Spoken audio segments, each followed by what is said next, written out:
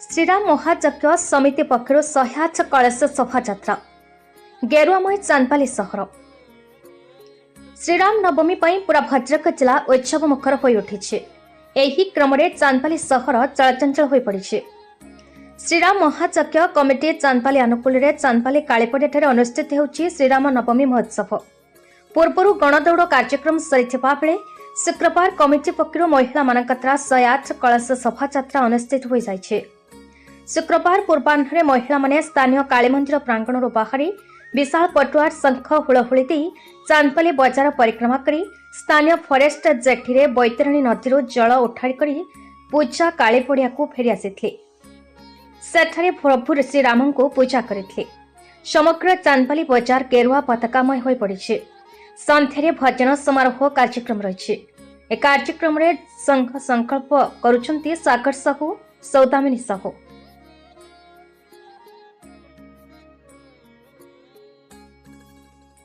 भद्रक ऐतिह्य परंपरा बर्तमान जो रामनवमी आसे भद्रक गली कंदी राममय परिवेश सृष्टि हुए से चांदपाली राममय परिवेश भी सृष्टि होमर 30 तारीख दिन गण दौड़ गला।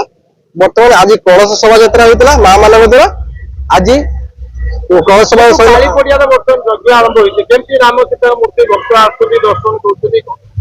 राम सीता मूर्ति बहुत सुंदर है। आमर जो भक्त मैंने आसुच्च खुशी देखी जाऊँच प्लस भक्त मान मन पूरा राममय सृष्टि होपर आमर काली यज्ञ आरंभ हम यज्ञ एप्रिल 6 आमर रामनवमी दिन मेढ़ परिक्रमा नगर परिक्रमा करेंगे विसर्जन देखते आमर श्रीराम समिति आज 3 वर्षर पदार्पण करने जामर प्रथम कार्यक्रम थिला गण दौड़ जो कि मार्च 30 तारीख दिन राष्ट्रीय नववर्ष दिन ये कार्यक्रम आरंभ होता। आज आम द्वितीय कलश शोभायात्रा माँ मैंने मातृ मैंने कलश शोभायात्रा सामिल हो बजार परिक्रमा करते।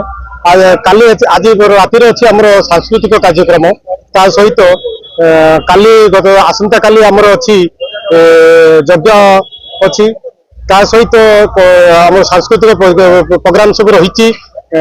सुंदराकांड प्रोग्राम अच्छी सुंदराकांड आमर सुंदराकांड सहित आम रामनवमी जो दिन 6 तारीख रामनवमी से दिन रामनवमी यज्ञ पूर्णाहुति हम राम विसर्जन हम बजार परिक्रमा करी विसर्जन कर। चांदपाल किशन पात्र रिपोर्ट भारत न्यूज।